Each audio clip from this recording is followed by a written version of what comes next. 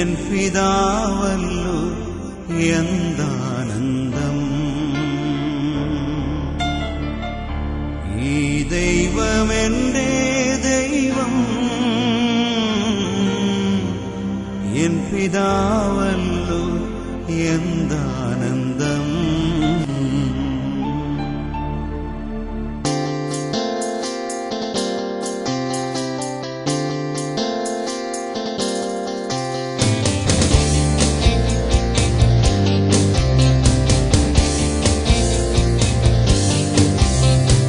സർവശക്തനാണല്ലോ എന്റെ ദൈവം, ഇല്ലില്ല സാധ്യമായൊന്നുമില്ല.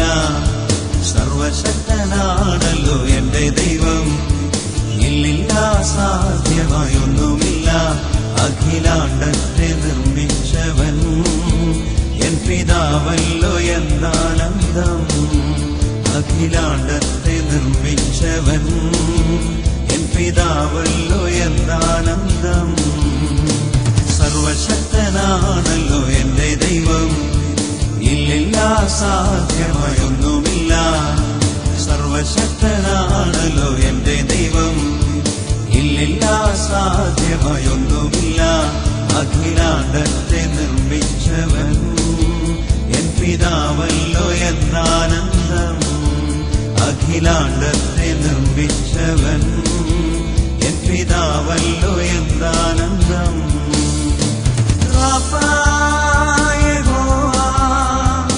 എന്നെ സൗഖ്യമാക്കും യഹോവ, എങ്ങും അവനുണ്ട്. യഹോവ എന്നെ സൗഖ്യമാക്കും യഹോവ, എങ്ങും അവനുണ്ട്. ഈ ദൈവമെന്റെ ദൈവം, എൻ പിതാവല്ലോ എന്താനന്ദം. ഈ ദൈവമെന്റെ ദൈവം, എൻ പിതാവല്ലോ എന്താനന്ദം.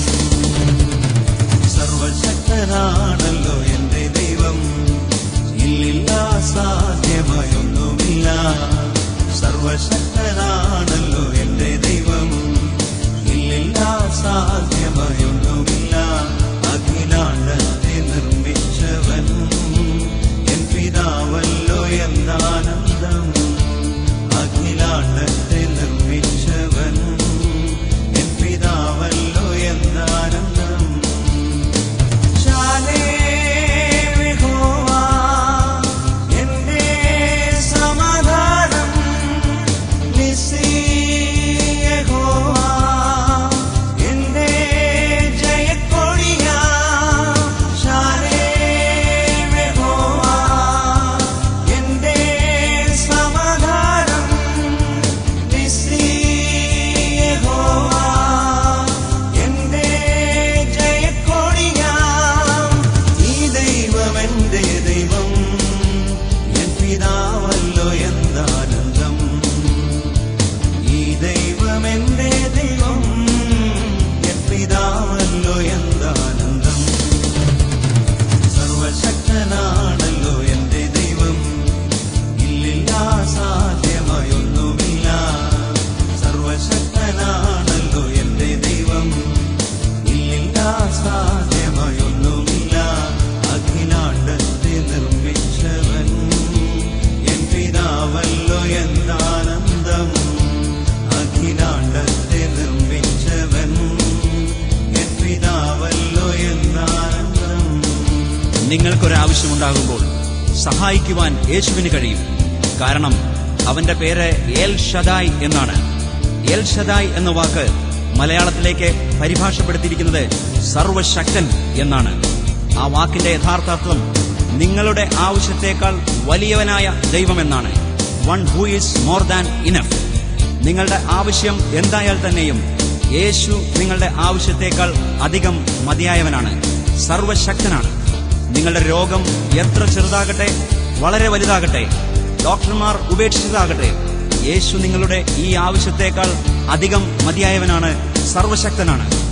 നിങ്ങളുടെ ജീവിതം പ്രശ്നങ്ങളാൽ നിറഞ്ഞ് ഊരാക്കുടുക്കുകൾ വീണ് ആത്മഹത്യയല്ലാതെ മറ്റൊരു രക്ഷാമാർഗം കാണാതെ കഴിയുകയാകാം.